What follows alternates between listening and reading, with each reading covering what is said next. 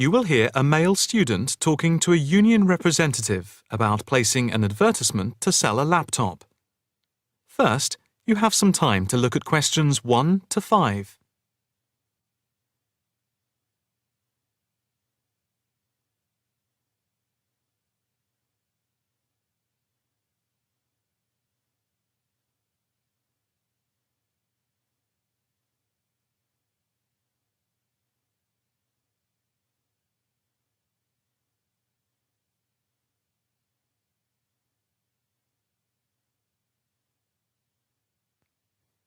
Now the test will begin.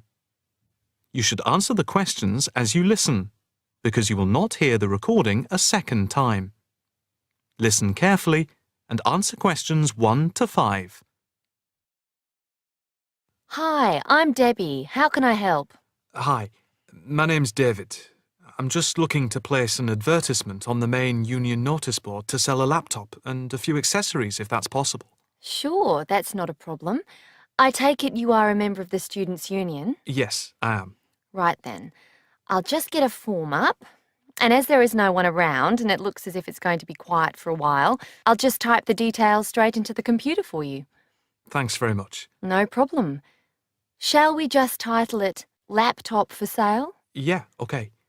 Can you describe it generally? Well, it's in very good condition. In fact, it's hardly been used. Why are you selling it, if I may ask? Well, I've got another one which is much lighter, and I don't really need two. I see. What weight is the one you're selling? It's 3.5 kilograms. That is heavy these days. Can you give more details about the one you want to sell? Right. Well, it's an Allegro, and it's got all the latest programs. Okay. What about the memory? The memory is only 0.5 gigabytes. And what about the screen size and the other features? Oh, well, the screen is, let's see, it's 37.5 centimetres with a standard-size keyboard and a touchpad. But I've got a cordless mouse that I can put in with it if necessary. Well, some people don't like using a touchpad. What about ports or holes for attaching things to the laptop? It's got 2 ports. More modern laptops have more than 2 ports for all the extra attachments. They do. Let's see, what else is important? Oh yeah, the battery lasts for 2.5 hours, which is okay, but not enough for long train journeys. But one thing is that it's not wireless. Right, okay, not wireless. Before you hear the rest of the conversation, you have some time to look at questions 6 to 10.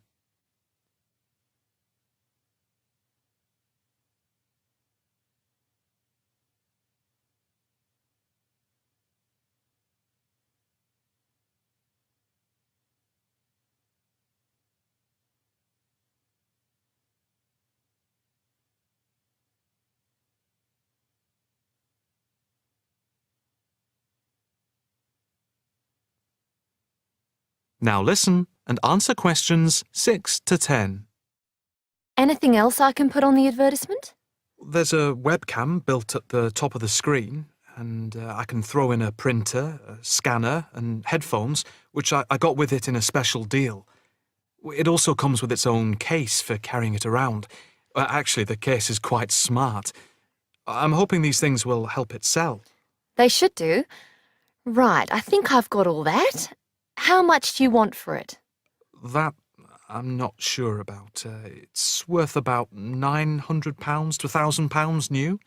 Yeah, but you won't get that much if it's used, and even if it's in good condition. What about £500? I doubt if you'd get as much as that. More like £200 or £300. If you look at the notice board, there is one on there which is comparable to yours, and it's not more than about £250, I think. As little as that? I'm afraid so. Shall we say £300?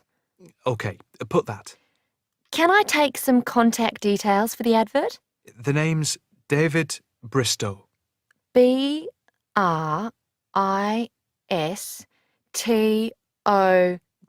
Yes, that's it. And a mobile or email? Both, if you want. It's DIB_7791 OK, and the mobile? That's 09875 423387. That's it. If you send the picture, I'll add it and print it out and stick it up for you. OK, I can get that to you today.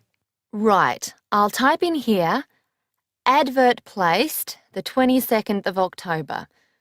Fine. And good luck with the sale. Thanks.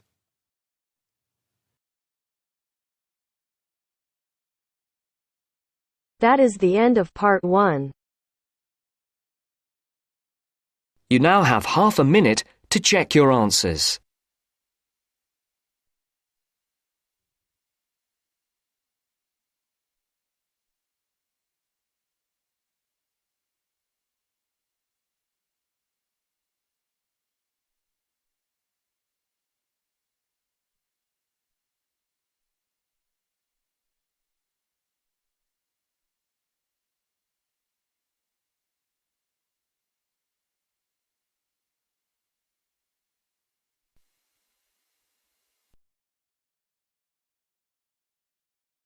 Now turns to part 2.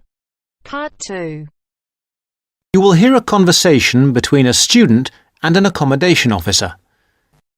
First, look at questions 11 to 14.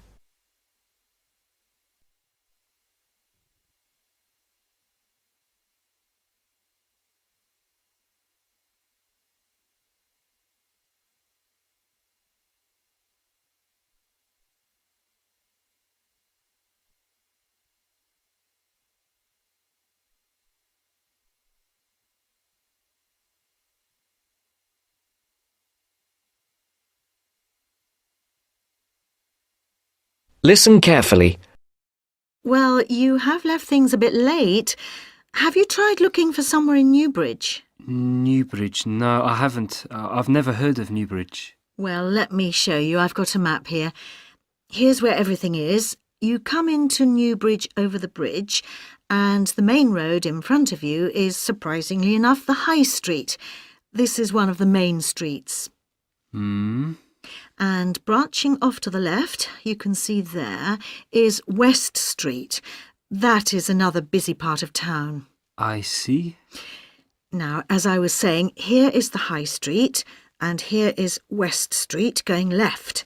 Now, if you go along West Street, the first place you come to on your right is the supermarket. It's not a very big one, but it's got most things you're likely to need. Next to it, there's the Old Town Hall. I say the Old Town Hall because it is about 100 years old, but it will soon make way for a car park, I'm afraid. I suppose the car is king. Now, opposite the supermarket is the railway station. You can get very frequent buses and trains from here into the university. And next to that is the sports centre. It's a brand new one and was built on the site of some tennis courts. So that's progress. It's got everything the keen sportsman like yourself might require. Now, that's the centre of town, and I want to point out to you the buildings opposite the supermarket, but on the other side of London Road. There are two buildings there. The one further away from the High Street is called the Heights, and the one nearer the High Street is called the Towers. What are they? They are where you could find a flat. One of them, the Heights, has a number of flats for rent at the moment. Oh, good. Look at questions 15 to 20.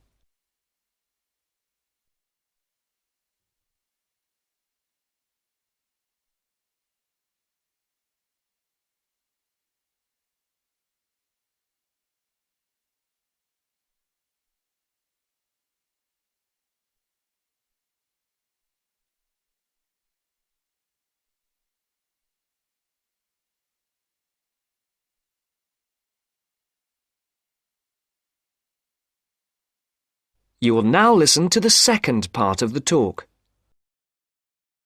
Now, the first one is flat 4. That's a nice flat with a balcony, and you need to apply to the Newbridge Accommodation Agency to ask about that one. You'll find their number in the phone book. Number 6 is another nice one which has been empty for a while, and you can ring the owner directly, I think.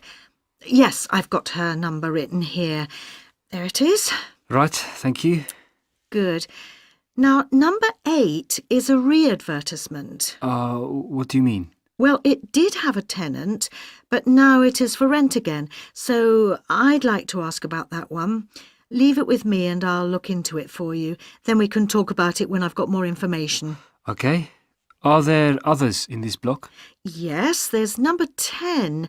Now, this one's a bit strange. It's advertised with an agency as well as privately in the local paper.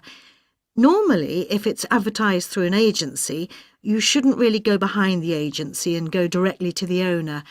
But on this occasion, I suggest you just answer the advert here in the newspaper, which the owner has obviously put in. Okay. Finally, there is number 14. This is with the New Start agency. This is an agency started by the girl who was my assistant here, and she left to make money for herself, so she's not my favourite person. But I'm afraid I would have to advise you to go through the agency anyway. Again, their number is in the phone book. All right, is that something for you to be starting with? That's great. But what kind of place is Newbridge? It's a nice place. It was developed about 100 years ago, really for people who worked in the factories around there. They were clothing factories and everyone worked in them, men, women, boys and girls. Then, when the factories closed down, things got very difficult for the town. There was a huge amount of unemployment until a few years ago when, in the telecoms boom, a company making mobile phones started up. I think your phone was made in Newbridge. And now this company employs most of the people in the town. There are new housing estates on the edge of the town, but they're mostly occupied by young families, and there isn't much student accommodation there. Most flats and so on are in the centre. That sounds good. Well, let me know how you get on. Yes, of course. Thank you. Bye. Bye. That is the end of part 2. You now have half a minute to check your answers.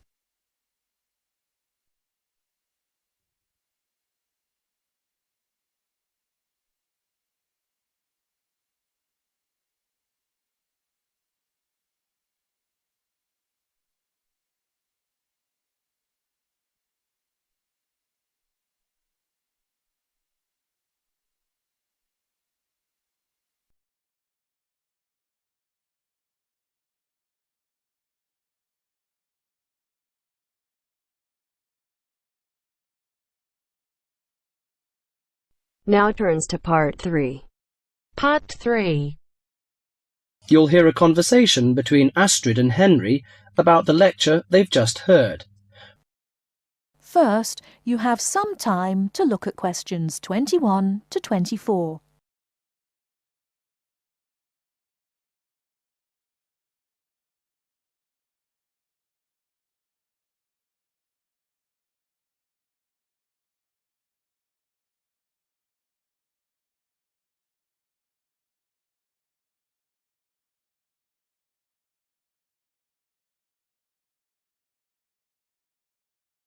Now, listen carefully and answer questions 21 to 24. Henry, don't you think Dr. Adams' lecture was really very good? He could talk about the telephone directory and make it interesting. All his lectures are like that, Astrid. He's just one of those people. I wish we had him as our tutor. I bet you that he is very demanding, though.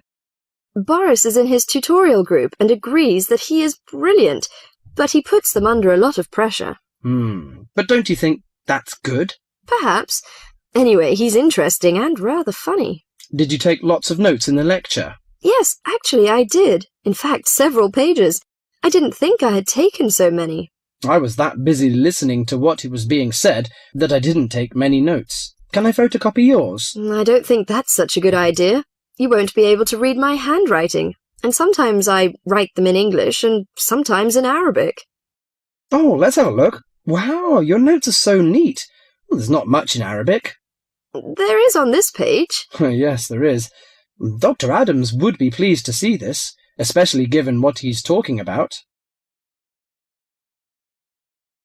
Before you hear the rest of the talk, you have some time to look at questions 25 to 30.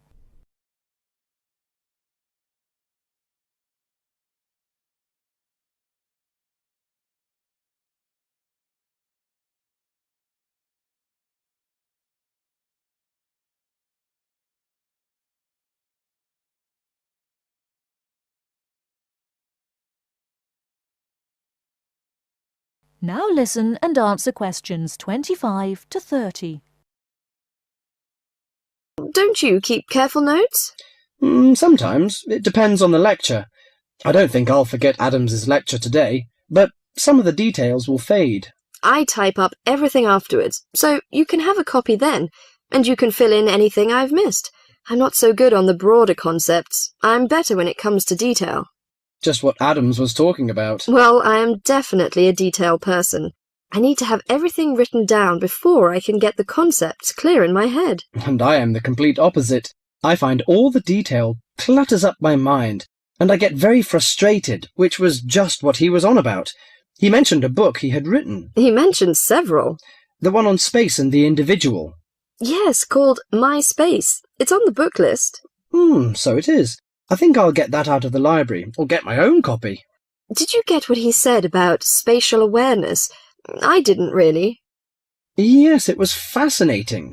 I can't be as eloquent as Adams was, but I know several people who are frighteningly intelligent, but they have difficulty reading simple directions, even when getting to places that they know very well. I find that difficult to understand. Everyone learns the way to walk to the shops and things like that. You mean just the way people learn spelling?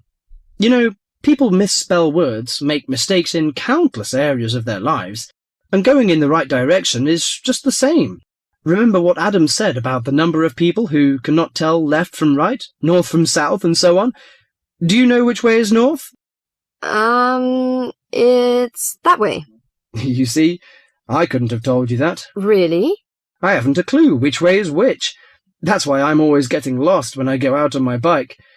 And put me in a completely new place and I am totally lost. What about maps? Oh, I'm hopeless at reading them. But then you're brilliant at writing essays and getting all the ideas down in the right order, and I don't know where to start. Again, just what Adams was talking about. What we need to do is combine our skills.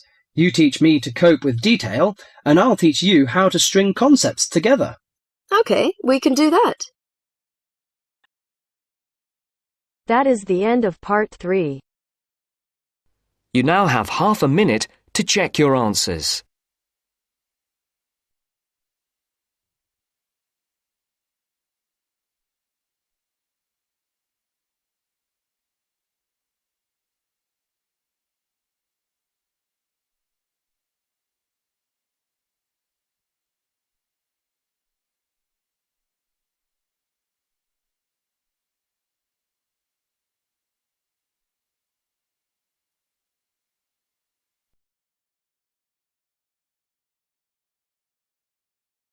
Now turns to part 4. Part 4. Today I'm going to talk about my end-of-year project. First, you have some time to look at questions 31 to 40.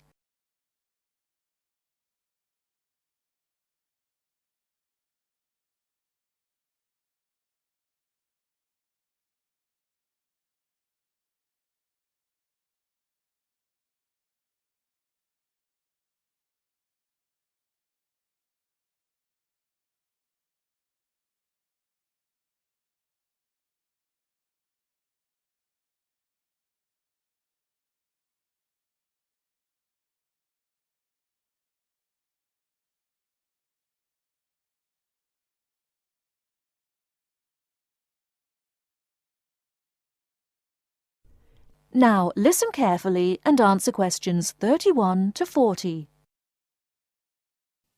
Good morning. Today I'm going to talk about my end-of-year project. I wanted to find out why men and women tend to perform at different levels in particular sports.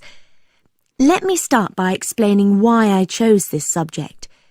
Now, as some of you may know, I'm an enthusiastic long-distance runner myself, but I have never felt particularly worried about the fact that I usually finish several minutes behind my male counterparts. How it all started was when a first-year student approached me because he'd read an article about why women swimmers never compete successfully with men and wondered if I could look into the issue in regard to running. My tutor confirmed that a lot of interesting research had been done on this issue, and also I knew that whatever I found out was likely to be useful in training programs I run at a local girls' school. So, I started doing some preliminary reading, and what I found out was a mixture of the expected and the unexpected. It didn't come as all that much of a surprise to learn that male runners have more muscle and women more fat, and this accounts for most of the difference in sports performance between men and women. This is normally caused by differences in hormones. A male hormone, testosterone, builds muscle, whereas a female hormone, estrogen, causes fat to accumulate. Of course, this was something that we learnt about very early on in sports science.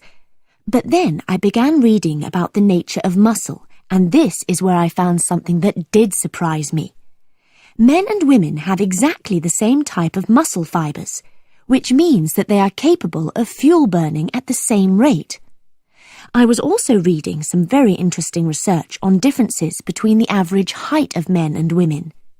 We all know, of course, that men are much taller on average than women, but what this means is that women actually work much harder because they have to take a lot more strides to cover the same distance. I hadn't understood that before I read this research. So, I set up my own small-scale research project to investigate some of these points and a few others. I asked for men and women volunteers from the university running club, and I timed their speed in a race. Then I worked out proportions by dividing a person's running time by their height. And what I found was that by this measure, men were only slightly ahead of the women. For my second experiment, I put weights on the men's shoulders, so that the men and women would have the same height-to-weight ratio.